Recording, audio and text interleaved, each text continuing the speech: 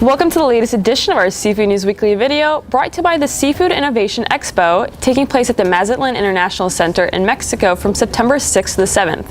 Visit expoinnovacionayp.com. I'm Amanda Buckle. And I'm Lauren Castiglione. Thanks for joining us. Barbecues, fireworks, and sunburn are all signs of a good 4th of July. But what about retailers and restaurants? Prior to the holiday, the National Retail Federation predicted that Americans would spend $6.9 billion on food for Independence Day cookouts. While we don't have sales figures for 2018 yet, looking back at Nielsen's data from 2016 shows that beef dominates sales this time of year. Americans spend over $803 million on beef, over $371 million on chicken, and over $217 million on pork. On the seafood side of things, shrimp was a top seller, over $85 million in sales. Meanwhile, things are on the slower side for restaurants, which is typical this time of year. Nation's Restaurant News reported last year that sales in July fell by nearly 0.5%.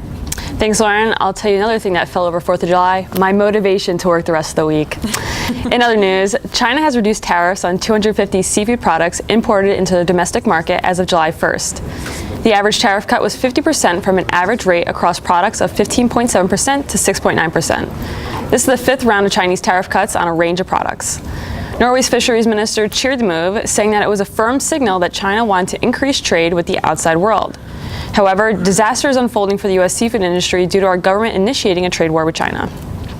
Meanwhile, Russian leading crab producers have started to cancel contracts with domestic shipbuilding corporations due to uncertainty in crab quota distributions.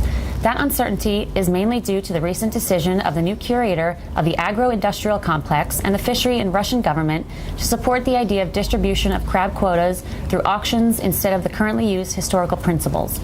According to some preliminary estimates, the total volume of canceled vessel contracts may reach $320 million in terms of value. Thanks, Lauren. And in our final story of the day, Luke's Lobster is making some moves in Portland, Maine. The sustainable seafood chain entered into a long-term lease on the Portland Pier, where they will begin lobster buying and shipping operations. A spokesperson for the restaurant said that the wharf will allow commercial lobstermen to dock their boats and sell their sustainably caught seafood, lobster and crab, directly to Luke's. The spokesperson added that 100% of the Portland Pier catch will go directly to Luke's own seafood company to be steamed, handpicked, and packed for serving directly to Luke's Lobster guests around the world. And before we wrap up, we have one final public announcement. Dish on Fish has released their 2018 July meal plan. The Seafood Focus blog is an initiative sponsored by the National Fisheries Institute. At the start of every month, they release a meal plan for those who want to work seafood into their diet a couple times a week. And this month's meal plan looks fantastic. We're talking about a white clam sauce pizza with chili oil, crab empanadas, and a lot more. So you can find the meal plan by visiting dishonfish.com. Doesn't that all sound delicious, Lauren? That's a fact, Amanda.